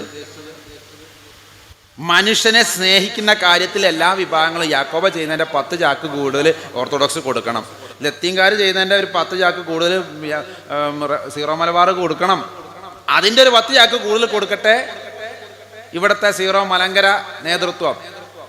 ഇങ്ങനെയൊന്ന് മത്സരിച്ച് നോക്കിയേ. ഇതെല്ലാവരും മത്സരിക്കുന്നുണ്ട്. എന്തിന്? അവനാനൊരു ക്യാൻസർ സെൻറ്റർ കിട്ടിയാൽ, അവനാനൊരു മെഡിക്കൽ കോളേജ്, അവനാനൊരു നഴ്സിംഗ് കോളേജ്. ഞങ്ങളുടെ സമുദായത്തിന് ഇതുവരെ അർഹമായ പ്രാതിനിധ്യം തന്നിട്ടില്ല. എന്തേ? ഒരു മെഡിക്കൽ കോളേജ് പോലും ഇല്ലല്ലോ. അപ്പോൾ ഓരോരുത്തർക്കും മെഡിക്കൽ കോളേജ്, അതും ഒരു തരം എന്താ പറയുക. ഇനിയിപ്പോൾ ഞാനും നാളെ മെഡിക്കൽ കോളേജിലൊക്കെ പോയി കിടക്കേണ്ടി വന്നു കഴിഞ്ഞാൽ അതൊന്നും വെറുപ്പിച്ച് ഇപ്പോഴേ വെക്കണില്ല. അതുകൊണ്ട് അതൊക്കെ നല്ലതാണ്, എന്തെങ്കിലുമൊക്കെ നടക്കട്ടെ. ഏതായാലും മതം ഇങ്ങനെയല്ല. അതാത് പ്രവാചകന്മാരും അതാത് അമ്പിയാക്കളും ഔലിയാക്കളും ഒക്കെ ഉദ്ദേശിച്ചത് ഇങ്ങനെയാണെന്ന് എനിക്ക് തോന്നണില്ല. ഈ ലാറ്ററൽ തിങ്കിങ് എന്ന് പറഞ്ഞൊരു സാധനമുണ്ട്. ലാറ്ററൽ തിങ്കിങ് നമുക്ക് ആകെ അറിയണത് horizontal, vertical thinking, horizontal thinking, x axis, y axis. നമുക്ക് ഈ കുരിശേ അറിയുള്ളൂ. അതെല്ലാവരും ഗ്രാഫ് വരയ്ക്കുമ്പോൾ കുരിശ് വരയ്ക്കണം. പക്ഷെ അതിനൊരു ഇസഡ് ആക്സിസ് എന്ന് പറഞ്ഞിട്ട് സി ആക്സിസ് വേറെ ഉണ്ട്. അതിങ്ങനെ വരയ്ക്കുമ്പോൾ ഇങ്ങനെ ചെരിഞ്ഞാൽ തോന്നുന്നെങ്കിലും ഇങ്ങനെ തിരിച്ചു പിടിച്ചാൽ അതും ഇതേപോലത്തെ ഒരു സാധനമാണ്. അതിപ്പോൾ നമുക്ക് കാർട്ടീഷ്യൻ കോർഡിനേറ്റ് ഒന്നും പറഞ്ഞു തരാനുള്ള സമയം എനിക്കില്ല. നമ്മുടെ പ്രവാചകന്മാരുടെ ഒരു പ്രത്യേകതയാണ്, എല്ലാ പ്രവാചകരിലും ഞാൻ കാണുന്ന ഒരു പ്രത്യേകതയാണ്, അവർ എക്സ് ആയും ചിന്തിക്കൂല, വൈ ആയിട്ടും ചിന്തിക്കൂല. അവരെപ്പോഴും അതിൻ്റെ ഇടയിൽ കൂടെ മറ്റൊരു തേർഡ് ഡയമെൻഷൻ. വേഗം ഉത്തരം പറയണം. ഒറ്റ ചോദ്യം. ഒരു നാണയത്തിന് എത്ര വശം? ഒറ്റ ചോദ്യം. വേഗം പറയും. എത്ര വശം? 2 വശം. ഇതാണ് നമുക്കൊക്കെ അറിയുന്നത്. പക്ഷെ പ്രവാചകന്മാരെന്താ പറയുക? കാണുക, ഈ വശവും കാണൂല, ഈ വശവും കാണൂല. എൻ്റെ മൂന്നാമതൊരു വശമുണ്ട്. അത് അപ്രസക്തമാണെന്ന് തോന്നുന്ന വശത്തിലാണ് അതിൻ്റെ യഥാർത്ഥത്തിലുള്ള ലോക്കിങ് കിടക്കുന്നത് എന്ന് മനസ്സിലാക്കിയവർക്കേ നിബുവത്ത് കിട്ടുള്ളൂ. അതാണ് അവിടെ ആകെ. അല്ല, അക്ഷരമൊന്നും അറിഞ്ഞോളണമെന്നില്ല. എഴുത്തും വായനയൊന്നും നിബുവത്തിന് അടിസ്ഥാനമല്ല. ഇതിനെ മാനേജ് ചെയ്യാൻ പറ്റുമോ? യേശുക്രിസ്തു അന്നത്തെ കാലത്ത് ഇതേപോലെ ഏത് സ്കൂളിലാണ് പഠിച്ചതെന്ന് വെച്ച് കഴിഞ്ഞാൽ, അപ്പനില്ലാത്തതിൻ്റെ പേരിൽ, അന്ന് ഒരുപാട് പേര് അങ്ങനെ അപ്പനില്ലാതെ അവിടെ ഉണ്ടാകുന്നതിൻ്റെ പേരിൽ കന്യകയെന്ന് ദൈവത്തിനുണ്ടായ മകനാണെന്നൊന്നും ആരും വിശ്വസിച്ചിട്ടില്ല. അല്ലെങ്കിൽ ആർക്കും അതത്ര തിരക്കടില്ല. സ്വന്തം ഗർഭത്തിനെ ദിവ്യഗർഭമാക്കണ പരിപാടി ഞങ്ങൾ കുറേ കണ്ടതാണ്. അതുകൊണ്ട് തന്നെ അവിടുത്തെ യഹൂദ പള്ളിക്കൂടങ്ങളിൽ അദ്ദേഹത്തിന് ഒരിക്കലും അഡ്മിഷൻ കിട്ടിയിട്ടില്ല. അദ്ദേഹത്തിന് അവിടെ അദ്ദേഹം 12 വയസ്സിന് ശേഷം എവിടെ പോയി എന്നുള്ളത് ചരിത്രത്തിൽ ഇന്നും അജ്ഞാതമാണ്. ചിലവർ പറയും ഇങ്ങോട്ട് വന്നു, അങ്ങോട്ട് പോയി, ഈജിപ്തിൽ പോയി, കെറോയിൽ പോയി എന്നൊക്കെ പറയുന്നുണ്ട്. പലരും പലതും അവകാശപ്പെടുന്നുണ്ട്. എന്നിരുന്നാലും 30 വയസ്സിൽ തിരിച്ചു വരുന്നതിൻ്റെ ഉള്ളിൽ അദ്ദേഹത്തിന് സിദ്ധമായ ഒരു രീതി ഈ ലാറ്ററൽ വശത്ത് നിന്ന് ചിന്തിക്കുക എന്നുള്ളതാണ്. ഈ Z ആക്സിസിലായിരുന്നു ഇവരുടെയൊക്കെ പ്രവർത്തനങ്ങൾ. ഉദാഹരണം ഞാൻ പറയാം. ഒരു സ്ത്രീയെ വ്യഭിചാരത്തിൽ പിടിക്കപ്പെട്ടു, യേശുവിൻ്റെ മുമ്പിൽ ഹാജരാക്കി. നിയമപ്രകാരം, അന്നത്തെ നിയമപ്രകാരം വ്യഭിചാരത്തിൽ പിടിക്കപ്പെട്ട സ്ത്രീയെ കല്ലെറിഞ്ഞ് കൊല്ലണം. അത് വ്യഭിചാരത്തിന് നിന്നവനടക്കം എറിയണം. അതിന് പങ്കാളികളായവൻ അടക്കം എന്ത് ചെയ്യണം? പെണ്ണിന് മാത്രമേ ശിക്ഷയുള്ളൂ. കാരണം പെണ്ണിൻ്റെ കയ്യിലാണല്ലോ ഈ സാധനം ഇരിക്കുന്നത്. ആണുങ്ങൾക്ക് ഇതിൽ കുറ്റമില്ല. കാരണം ഇങ്ങോട്ട് വന്ന് കയറിയതല്ല, എന്നെ വിളിച്ച് അങ്ങോട്ട് കയറ്റിയതെന്ന് പറഞ്ഞാൽ സ്ത്രീനെ കുറ്റപ്പെടുത്തി എറിഞ്ഞു കൊല്ലുക. ഈ കൂടെ നിന്നവന് വലിയ ആവേശം കാണും, കാരണം ഒരു ശല്യം ഒഴിഞ്ഞു കിട്ടിയല്ലോ. ഇതാണ് അന്നത്തെ കാഴ്ചപ്പാട്. ആ കാഴ്ചപ്പാടിൽ ഒരു സ്ത്രീനെ പിടിച്ചുകൊണ്ടുവന്നു. റബ്ബിയായ യേശു റബ്ബിയാണെന്ന് അവകാശപ്പെടുന്ന ആ അവകാശവാദത്തെ ചോദ്യം ചെയ്യാനും കൂടി ആളുകൾ വന്ന് ചോദിച്ചു, നമ്മുടെ നിയമപ്രകാരം വ്യഭിചാരത്തിൽപ്പെട്ട ഈ സ്ത്രീയെ കല്ലെറിഞ്ഞു കൊല്ലണം, ഞങ്ങൾ എന്തു ചെയ്യണം? നിങ്ങൾ നിങ്ങളുടെ നിയമം നടപ്പിലാക്കിക്കൊള്ളൂ എന്ന് പറഞ്ഞു കഴിഞ്ഞാൽ ലോകാവസാനം വരെ ഒരു സ്ത്രീനെ കല്ലെറിഞ്ഞ് കൊന്നവൻ എന്ന ചീത്തപ്പേര് അവൻ്റെ തലയിൽ വീഴും. അതാണ് അവരുടെ ഉദ്ദേശം. ഇനി കല്ലെറിയണ്ട എന്ന് പറഞ്ഞാലോ അവനും വ്യഭിചാരത്തിന് കൂട്ടുനിന്നു. അല്ലെങ്കിൽ ഈ സമൂഹത്തിലെ തിന്മയ്ക്കെതിരെ ദൈവം കൊടുത്ത ദൈവിക വ്യവസ്ഥിതികൾക്ക് ഇവൻ എതിരാണെന്ന് പറയും.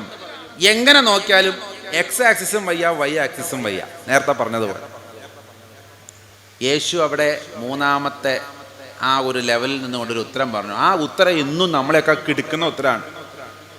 എന്താ പറഞ്ഞത്? കൊല്ലണ്ടെന്നും പറഞ്ഞില്ല, കൊല്ലണമെന്നും പറഞ്ഞില്ല. നിങ്ങളിൽ പാപം ചെയ്യാത്തവൻ ആദ്യം ശിക്ഷ നടപ്പാക്കട്ടെ, കല്ലെറിയട്ടെ. ഇത് വല്ലാത്തൊരു ഈ എക്സ് ആക്സിസിന്റെ പവറാണ് ഞാൻ ഈ പറയുന്നത്. ഈ നമ്മൾ കാണുന്ന മതത്തിന്റെ ഈ ഭാഗവും അല്ല പലപ്പോഴും മതത്തിനെ ഇനി മുന്നോട്ട് കൊണ്ടുപോകാൻ ഞാൻ അവതരിപ്പിക്കുന്നു. ഈ കാണുന്ന ചെറിയ ആ ലെവലിലുള്ള കുറച്ച് ഉത്തരങ്ങളുണ്ട്. യേശു പറഞ്ഞു കല്ലെറിയുക, പക്ഷെ പാപമില്ലാത്തവൻ, ഈ ഒരു പാപം മനസ്സാ വാചാ കർമ്മണ, മനസ്സുകൊണ്ട് പോലും ഒരു സ്ത്രീയെ നോക്കുന്നത് വ്യഭിചാരമാണെന്ന് എൻ്റെ അഭിപ്രായം. അങ്ങനെയുള്ള ഒരാൾ കല്ലെറിഞ്ഞു കൊള്ളട്ടെ. കൈകളിൽ നിന്ന് കല്ലുകൾ ഉതിർന്നു വീണു എന്നാണ് അവിടെ പറയുന്നത്. ഈ ഉത്തരം ഇന്ന് നമുക്ക് നേരെ നീട്ടിപ്പിടിച്ചിരിക്കുന്നൊരു മറ്റൊരാളെ വിധിക്കുന്നതിന് മുമ്പേ നിന്റെ കണ്ണിലെ കോലെടുക്കുക, അവൻ്റെ കണ്ണിലെ കരടെടുക്കുന്നതിന് മുമ്പേ എന്ന് പറഞ്ഞൊരു ലാറ്ററൽ തിങ്കിങ്. ഇതെന്തിനാ ഞാൻ പറയണേന്നറിയോ? എല്ലാ മതത്തിലും ഇങ്ങനെയുള്ള സംഗതികളുണ്ട് എന്ന് തെളിയിക്കാൻ വേണ്ടിയിട്ടാണ്. റസൂലുള്ളാഹി അയൽവാസിയുടെ പട്ടിണി തീർക്കാൻ ആഗ്രഹിച്ചപ്പോൾ, അങ്ങനെ ഒരു നിയമം നമുക്ക് നൽകിയപ്പോൾ, ഈ പറയുന്ന പോലെ എന്തെങ്കിലും 10 കിലോ അരിമ തീർക്കുന്ന ഒരു പ്രസ്ഥാനമാക്കിയിട്ടല്ല അത് ഉദ്ദേശിച്ചത്. അതേപോലെ തന്നെ ഒരു യഹൂദന്റെ മയ്യത്ത് കൊണ്ടുപോകുമ്പോൾ എഴുന്നേറ്റ് നിന്ന് ആദരിച്ചപ്പോൾ അതുവരെയും ഒരു മതത്തിലും അന്യമതത്തിൽപ്പെട്ട ഒരുത്തന്റെ മയ്യത്തിനോട് ആദരവ് കാണിച്ചോളെന്ന് ഒരാളും പറഞ്ഞിട്ടുമില്ല, നടപ്പിലാക്കിയിട്ടുമില്ല. സഹാബത്ത് തിരുത്തി. അതൊരു വിശ്വാസിയുടേതല്ല, അതൊരു യഹൂദൻ്റെതാണ്. മാത്രമല്ല ആ യഹൂദൻ നമുക്ക് വേണ്ടി ഏറ്റവും കൂടുതൽ തിന്മ പ്രവർത്തിച്ചവനും കൂടിയാണ്. അപ്പോൾ റസൂലുള്ളാഹി അവിടെ പറഞ്ഞൊരു വാചകമുണ്ട്. അദ്ദേഹം പറഞ്ഞു, മനുഷ്യൻ്റേതാണ്, മനുഷ്യൻ്റെ ജനാസയാണ്. ആ മനുഷ്യത്വം അവസാനമായി എനിക്ക് അയാൾക്ക് അർപ്പിക്കാൻ, എനിക്ക് പ്രകടിപ്പിക്കാൻ കഴിയുന്ന ലാസ്റ്റ് മൊമെൻറ്റിലും എൻ്റെ ശത്രുവാണെങ്കിൽ പോലും ഞാനത് ചെയ്തിരിക്കും. ഇത് നിങ്ങൾക്ക് പാഠമാണ്, മാതൃകയാണ്. ഇതിന്ന് ആർക്ക് മാതൃകയാണെന്നറിയോ? പോലീസിന് മാതൃകയായി. അലക്സാണ്ടർ ജേക്കബ് ഒക്കെ പറയാറുണ്ടെന്ന് പറഞ്ഞു കേട്ടിട്ടുണ്ട്. പോലീസുകാർ ആരെ കണ്ട് മരിച്ചു കിടക്കണം കണ്ടു കഴിഞ്ഞാലും, വെടിവെക്കാൻ വന്നവൻ ചത്ത് കിടക്കണം കണ്ടു കഴിഞ്ഞാൽ തൊപ്പി ഊരി ഒന്ന് ആദരിക്കും. അത് കേരള പോലീസിലും അങ്ങനെ ഒരു സമ്പ്രദായം വന്നത് 1494 വർഷങ്ങൾക്ക് മുമ്പ് ഈ ഭൂമിയിൽ കാരുണ്യമായി അവതരിച്ച, ഇവിടെ പ്രബോധനം നടത്തിയ മുഹമ്മദ് നബി സല്ലല്ലാഹു അലൈഹി വസല്ലമ തങ്ങളിൽ നിന്നാണ്. അഭിമാനമുണ്ടാകണം. അപ്പോഴാണ് സർവ്വലോകത്തിനും അനുഗ്രഹമാകുന്നത്. അല്ലാതെ ഒരു അവകാശവാദം പറഞ്ഞിട്ട് എന്താ കാര്യം? അവകാശം ഇപ്പം ആർക്കും പറഞ്ഞൂടെ? ഞാൻ നാളെ പുതിയ അവകാശവാദങ്ങളായിട്ട് എനിക്ക് വരാം. കുറേ പേരത് ഏറ്റെടുക്കാനുണ്ടാവും. ആ രീതിയിലൊക്കെ സൂക്ഷ്മതയുള്ള മതത്തിൻ്റെ അനുയായികളാകുമ്പോഴാണ് നേരത്തെ പറഞ്ഞ മതം അപ്രസക്തമാക്കാൻ വേണ്ടി 150 അല്ല 1500 കൊല്ലം മുമ്പേ കച്ച കെട്ടി ഇറങ്ങിയാലും ഒരു ചുക്കും ഇവിടെ സംഭവിക്കൂല. കാരണം ഇത് നിലനിർത്താൻ അള്ളാഹുവിന് ബാധ്യതയുണ്ട്. ദൈവത്തിൻ്റെ മതം നിലനിർത്താൻ നല്ലോണം അറിയാം. പക്ഷെ ഒരു കാര്യമുണ്ട്, ഇതിനൊക്കെ ഗ്ലാനി സംഭവിക്കും, അല്ലെങ്കിൽ ഇതിനൊക്കെ മങ്ങൽ സംഭവിക്കും എന്നുള്ളത് എല്ലാ മതത്തിലും പറയുന്നുണ്ട്. അതുകൊണ്ടാണല്ലോ ഈ ഇടയ്ക്കിടയ്ക്ക് ആളുകളെ ഓർമ്മപ്പെടുത്തലുകാരെ ദൈവം ഇങ്ങനെ വിടുന്നത്. എന്നാൽ മലക്കുകളെ ഇത് ഏൽപ്പിച്ചിരുന്നു എങ്കിൽ ഇതിൻ്റെ ആവശ്യമുണ്ടായിരുന്നില്ല. അവർ 50 നേരം എന്നല്ല 50,000 നേരം വേണമെങ്കിൽ സുജൂദ് ചെയ്യാൻ അവർ തയ്യാറാണ്. കാരണം അവർ ഉണ്ടാക്കപ്പെട്ടിരിക്കുന്ന ദൈവം പോലുള്ള അവരുടെ പ്രകാശത്തിൽ നിന്നാണ്. ദൈവം എന്താണെന്ന് ആത്യന്തികമായൊക്കെ ഖുറാനും ബൈബിളും ഒക്കെ പറയണ എന്താ? ദൈവം പ്രകാശമാകുന്നു. ബൈബിൾ അല്ലാഹു നൂറു സമാവാതി വൽ അർള് എന്ന് ഖുറാൻ. ഇതിന്റെ അർത്ഥം നിങ്ങൾക്ക് അറിയാം. വാനലോക ഭൂമി ലോകങ്ങളുടെ ഒക്കെ പരമമായ പ്രകാശമാകുന്നു അല്ലാഹു. ഇവിടെ പരം ജ്യോതി എന്നൊക്കെയാണ് ഹിന്ദു മതക്കാര് ജ്യോതി, പരംപൊരുൾ, പരം ജ്യോതി എന്നൊക്കെയാണ്. അതിൻ്റെയൊക്കെ ഒരു അംശം എടുത്തിട്ടാണ് സത്യത്തിൽ മലക്കുകൾ ഉണ്ടാക്കിയിരിക്കുന്നത്. പക്ഷേ ദീൻ നിലനിർത്തേണ്ടുന്ന ചുമതല അവർക്ക് ഏൽപ്പിക്കപ്പെട്ടിട്ടില്ല. അതുകൊണ്ടാണ് ആ സൃഷ്ടിപ്പിൻ്റെ സമയത്ത് അള്ളാഹുവും പിന്നെ ലൂസിഫറും അല്ലെങ്കിൽ ഈ പറയുന്ന മാലാഖിയുമായി നടത്തിയൊരു സംഭാഷണം ഖുറാനിൻ്റെ അല്ലെങ്കിൽ ഇസ്ലാമിക ലോകത്തൊക്കെ നമ്മൾ കേട്ട കഥയിൽ എന്താണ്? അദ്ദേഹം പറഞ്ഞു, ഞാൻ മണ്ണിൽ നിന്ന് ചെളിയിൽ നിന്ന് മനുഷ്യനെ സൃഷ്ടിക്കാൻ പോവുകയാണ്.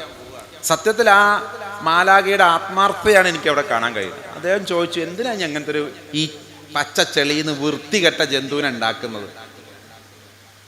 ഈ വൃത്തികെട്ട ജന്തുവിനെ എന്തിനുണ്ടാക്കണം? ഞങ്ങൾ പോരാഞ്ഞിട്ടോ? ആരാധിക്കാൻ ഞങ്ങളോളം ഇവന് കഴിയുമോ? ഇതിനൊക്കെ എപ്പോൾ 50 ആക്കാണെന്ന് പറഞ്ഞ് നടക്കണ കൂട്ടത്തിലാണ് അല്ലേ? ആ കൂട്ടത്തിൽപ്പെട്ടവനെയാ നിങ്ങൾ ഏൽപ്പിക്കുന്ന നിങ്ങളുടെ ആരാധന? നിങ്ങളുടെ ദീൻ നിലനിർത്താൻ ഇവരെയാണോ പറഞ്ഞു വിടുന്നത്? എന്താ നിങ്ങളുടെ ഉദ്ദേശം? അങ്ങനെയാണല്ലോ ചോദിക്കുക. നമ്മളോട് തന്നെ ചില കുട്ടികൾ ചോദിക്കുക, എന്താ നിങ്ങളുടെ ഉദ്ദേശം? അപ്പൊ ഈ ഉദ്ദേശശുദ്ധിയെ ചോദ്യം ചെയ്തു എന്ന അദബുകേടാണ്, സത്യത്തിൽ അനുസരണക്കേടാണ്. ആദ്യത്തെ ദൈവത്തിനെ അനുസരിച്ചില്ല. എന്നിട്ട് തീ കൊണ്ടുണ്ടാക്കിയവനോട് പറയാ, മണ്ണ് കൊണ്ടുണ്ടാക്കിയ ഈ നശിച്ച വൃത്തികെട്ട ജീവിനെ നമസ്കരിക്കാൻ, ദൈവത്തെ മാത്രം അനുസരിക്കണമെന്ന ആദ്യത്തെ മതത്തിൻ്റെ അടിസ്ഥാനമാണ് ലാ ഇലാഹ ഇല്ലല്ലാഹ്. അള്ളാഹുവിനെ അല്ലാതെ, അല്ലെങ്കിൽ ആരാധിക്കപ്പെടേണ്ടവനാരോ അവനെ അല്ലാതെ ശരീരം കൊണ്ടും മനസ്സുകൊണ്ടും ആത്മാവ് കൊണ്ടും പൂർണ്ണ ഹൃദയത്തോടും പൂർണ്ണ മനസ്സോടും പൂർണ്ണ ആത്മാവോടുകൂടിയും ദൈവത്തിനെ സ്നേഹിക്കുകയല്ലാതെ, ദൈവത്തിനോട് ആരാധിക്കുകയല്ലാതെ മറ്റൊന്നും അതിൻ്റെ ഇടയ്ക്ക് വരരുത് എന്ന് പറയുന്ന ലാ ഇലാഹ ഇല്ലല്ലാഹ് എന്നതിനെതിരാ ഒരർത്ഥത്തിൽ അത് മനുഷ്യനെ സുജൂദ് ചെയ്യാന്നൊക്കെ. സുജൂദ് പറഞ്ഞാൽ നമ്മൾ നമസ്കാരം പറയുമ്പോൾ എപ്പോഴാണ് നമിക്കാൻ തോന്നുന്നതുകൊണ്ടാ. അതിനുള്ള ക്വാളിറ്റി ഒന്നും ചെകുത്താൻ നമ്മളിൽ കണ്ടില്ല. അതുകൊണ്ട് അവിടെ ഒരു മറുതലിപ്പുണ്ടായി. എന്നിട്ട് നമ്മളെ പറഞ്ഞു വിട്ടിരിക്കുമ്പോൾ ഈ പറയുന്ന ഖുറാൻ നമ്മളോട് പറയാണ്, ഖുറാനുൽ ഷരീഫ്, ഫുർഖാനുൽ അലീം നമ്മളോട് പറയാണ്, ആ ദാലിക്കൽ കിതാബ് നമ്മളോട് പറയാണ്, ആദത്തെ നാം സൃഷ്ടിച്ചത് എൻ്റെ ഖലീഫയായിട്ടാണ്, എൻ്റെ പ്രതിനിധിയായിട്ടാണ്. മറ്റ് മതങ്ങൾ, എല്ലാ മതങ്ങളിലും ഇത് തുല്യമായിട്ടാണ് പറഞ്ഞു വെച്ചിരിക്കുന്നത്. ആദ്യ മനുഷ്യനെ സൃഷ്ടിച്ച സമയത്ത് അതിനു വേണ്ടുന്ന വസ്തുക്കളെ ഈ ഭൂമിയിൽ നിന്ന് കുഴച്ചുണ്ടാക്കുമ്പോഴും പകുത്തു കൊടുത്തത് സ്വന്തം പ്രാണനെയാ, റൂഹിനെയാ. അള്ളാഹു ആ റൂഹിനെ മനുഷ്യരിലേക്ക് ഊതി എന്ന് ഖുറാനും, ദൈവം അവൻ്റെ മൂക്കിലേക്ക് അവൻ്റെ ജീവശ്വാസം ഊതി എന്ന് ബൈബിളും യഹൂദരുമൊക്കെ വിശ്വസിക്കുന്നു. ആർക്ക് കിട്ടിയിട്ടില്ല? ഇവിടുത്തെ മാലാക വൃന്ദങ്ങൾക്കും ജിന്ന് വൃന്ദങ്ങൾക്കും യക്ഷ കിന്നര കിംപുരുഷ യന്ത്രവാദികൾക്കൊന്നും കിട്ടിയിട്ടില്ല ആ ഭാഗ്യം. അത് കിട്ടിയിരിക്കുന്നത് നമുക്കാണ്. അതുകൊണ്ട് ദൈവത്തിനെ ഈ ഭൂമിയിൽ റെപ്രസെൻ്റ് ചെയ്യേണ്ടുന്ന, ആ ഖിലാഫത്ത് നിലനിർത്തേണ്ടുന്ന ഉത്തരവാദിത്വം നമുക്കാണെന്നുള്ള ഓർമ്മപ്പെടുത്തലുകളാണ് ഇത്തരം വേദികൾ. അത്തരം വേദികളാകട്ടെ, അവിടെയാണ് കാരുണ്യവും കാരുണ്യ പ്രവർത്തനത്തിൻ്റെ പ്രസക്തിയും നമ്മൾ കാണേണ്ടത്. ഈ ഒരു അർത്ഥത്തിലല്ല മതം കൊണ്ടുപോകുന്നതെങ്കിൽ മതം വെറും ഒരു ആചാരമായിട്ട് മാറും. വിമർശകരുടെ കയ്യിൽ നമ്മൾ കൊടുക്കുന്ന വടികളായിട്ട് നമ്മുടെ ഏത് പ്രവർത്തനത്തിനെയും അത് കാണപ്പെടും. കാരണം എന്താ? എല്ലാ മതങ്ങളും അപ്രസക്തമാക്കണമെന്ന് തീരുമാനിച്ചവർക്ക് സന്തോഷ വാർത്തയാണെന്ന് ലോകത്തിൽ നിന്ന് വന്നുകൊണ്ടിരിക്കുന്നത്. കാരണം ഒരർത്ഥത്തിൽ ക്രിസ്തു മതത്തിൻ്റെ ആ ഒരു സൗകുമാര്യത ഒരുവിധമൊക്കെ കെടുത്താൻ സത്യം അവർ ആദ്യം ഉദ്ദേശിച്ചത് ഇസ്ലാമിനെ ആണെങ്കിലും നറുക്ക് വീണ് എന്തോ ഭാഗ്യം ബെമ്പറടിച്ചത് ക്രിസ്തുമതമാണ്. ആഗോളതലത്തിൽ നോക്കിക്കഴിഞ്ഞു കഴിഞ്ഞാൽ യേശു ഉദ്ദേശിച്ചൊരു സംവിധാനമുണ്ട്, ഒരു മിസ്റ്റിക്കൽ ട്രഡീഷൻ. അതിൽ സെയിൻറ്റ് ഫ്രാൻസിസും ആവിലയിലെ അമ്മ തെരേസയും ജോൺ ഓഫ് ദി ക്രോസും ഇങ്ങനെയുള്ള കുറേ കർമ്മലീത്ത വിശുദ്ധന്മാരും ഫ്രാൻസിസ്കൻ വിശുദ്ധന്മാരും ഒക്കെയുള്ള ആളുകൾ അതിനെ ഒരുപാട് പരിപോഷിപ്പിച്ചു. അന്ന് കാലത്തുണ്ടായ ഒരു ഗുരുശിഷ്യ പാരസ്പര്യത്തിലൂന്നിയ അത്തരം സംവിധാനങ്ങളൊന്നും കുറേ കാലമായിട്ട് ഇന്നിപ്പൊക്കെ നമ്മുടെ കത്തോലിക്ക സഭയിലൊന്നും കാണാനേ ഇല്ല. വിശുദ്ധന്മാരുണ്ടാകുന്നുണ്ട്, അതിന് കൃത്യമായി ഇവിടുന്ന് ഫണ്ടും ചെല്ലുന്നുണ്ട്. അച്ഛനെ ഇരുത്തി പറയുന്നതിൽ വിഷമം തോന്നരുത്, ഇതിൻ്റെയൊക്കെ പിന്നിലെ കുറേയൊക്കെ രഹസ്യം അറിയുന്നതുകൊണ്ട് പറയുകയാണ്. ഇന്നൊരു വിശുദ്ധനാക്കണമെങ്കിൽ ഒരുപാട് പിരിവ് നടക്കുന്നുണ്ട് ഇവിടെ. അല്ലെങ്കിൽ ഇവിടെ ആക്കപ്പെട്ടവരെ സംബന്ധിച്ചിടത്തോളം അവരുടെ കൂടെ ഒരു നേരത്തെ പറഞ്ഞ ഒരു ത്വരീക്കത്ത് സംവിധാനം അല്ലെങ്കിൽ ഗുരുശിഷ്യ പാരസ്പര്യം ഫ്രാൻസിസിൻ്റെ കാര്യത്തിൽ നമുക്ക് കാണുമായിരുന്നു. ഒന്നാം സഭ ഉപേക്ഷിച്ചപ്പോഴും കൂടെ ആളുണ്ടായിരുന്നു, രണ്ടാം സഭ ഉപേക്ഷിച്ചപ്പോഴും മൂന്നാം സഭ ഉപേക്ഷിച്ച് ഓരോ പ്രാവശ്യം കഠിനവ്രതം കൂട്ടിയപ്പോഴും ആള് കൂടെ ഉണ്ടായിരുന്നു. അന്നത്തെ മാർപ്പാപ്പ ഒറ്റയടിക്ക് ഫ്രാൻസിസിനെ തള്ളിക്കളിയാണ് ചെയ്തത്. ആദ്യത്തെ സന്ദർശനത്തിൽ നീ പറയണമൊന്നും നടപ്പിലാവില്ലടാ, നീ വേറെ വല്ല പണിക്കും പൊക്കോ, അല്ലെങ്കിൽ ഉള്ള വല്ല സഭയിലും ചേർന്ന് മിണ്ടാണ്ടിരുന്ന് പ്രാർത്ഥിച്ച് വിശുദ്ധനാകാൻ നോക്ക്. ഈ കയറും കെട്ടി ഈ പറയുന്ന നീല കുപ്പായോട്ട് അല്ലെങ്കിൽ ബ്രൗൺ കുപ്പായോട്ടൊക്കെ നടന്നിട്ടൊന്നും കാര്യമില്ല, പുതിയ സംവിധാനമൊന്നും ഞാനിപ്പോൾ അനുവദിച്ചു കൊടുക്കണില്ല എന്ന് പറഞ്ഞ് പുറത്താക്കപ്പെട്ട ഒരു വിശുദ്ധനാണ്. ഒരു അച്ഛൻ പോലും ആയിരുന്നില്ല വിശുദ്ധ ഫ്രാൻസിസ്, ഒരു ബ്രദറായിരുന്നു. പക്ഷേ അത്തരം സംവിധാനങ്ങളും അത്തരം ആളുകളും ഇന്ന് ആ വൊക്കേഷൻ നഷ്ടപ്പെടുത്താൻ ഇവിടുത്തെ ശത്രുക്കൾക്ക് കഴിഞ്ഞു എന്നുള്ളതാണ് ഇതിൻ്റെ ഒരു മനോഹാരിത. ഏത് മറുവശത്ത് നിന്ന് നോക്കുമ്പോൾ ഇവിടെയും ക്രിസ്തു മതത്തിൻ്റെ ചുവട് പിടിച്ചുകൊണ്ട് നമ്മുടെ ഇടയിലും അല്ലെങ്കിൽ ഇസ്ലാമിൻ്റെ ഉള്ളിലും നമ്മുടെ മദ്രസ വിദ്യാഭ്യാസങ്ങളും ഗുരുശിഷ്യ പാരസ്പര്യത്തിൽ ഊന്നിയ ദർസുകളും നിൽക്കപ്പെട്ടിരിക്കുകയാണ് ഇന്നത്തെ അർത്ഥത്തിൽ. ആ നൈർമല്യമൊന്നും എന്നില്ല. നമ്മുടെ പല സ്ഥാപനങ്ങളിൽ നിന്നും ഇറങ്ങി വരുന്ന കുട്ടികൾക്കില്ല. കിതാബുകൾ മനഃപ്പാടമാണ്, ഹാഫിളുകൾ ഉണ്ടാകപ്പെടുന്നു. പക്ഷേ അതിലെ ഒരു ലതുന്യായ ഇൽമ് എന്ന് പറയുന്ന ഒരു മാരിഫത്തിൻ്റെയൊക്കെ തലത്തിൽ നിൽക്കുന്നവരുടെ എണ്ണം കുറഞ്ഞു വരുമ്പോൾ എനിക്ക് വിഷമമുണ്ട്. നിങ്ങളതിന് നിങ്ങളുടെ സംഘടനാ സംവിധാനം ഉപയോഗിച്ച് സൂഫിസം തെറ്റാണെന്നോ തസവൂഫില്ല എന്നോ എന്തൊക്കെയൊക്കെ പറഞ്ഞോളി. പക്ഷെ ഗുരുശിഷ്യ പാരസ്പര്യം അതിഞ്ഞിപ്പോൾ നിങ്ങൾക്ക് LKG ഉണ്ടാക്കാൻ പറ്റിയാൽ എനിക്ക് സൂഫിസം തിരിച്ചു വരണം എന്നല്ല ഞാനീ പറയുന്നു. പക്ഷേ തൻ്റെ മക്കളെ കണ്ടുകൊണ്ട് പഠിപ്പിക്കുന്ന ഗുരുക്കന്മാരും തൻ്റെ അച്ഛനേക്കാൾ അമ്മയേക്കാൾ കൂടുതൽ അതപോടുകൂടി പെരുമാറി പഠിക്കുന്ന മക്കളുടെയും എണ്ണം കുറയുന്നു എന്നാണ് ഇവിടെ പറയുന്നത്.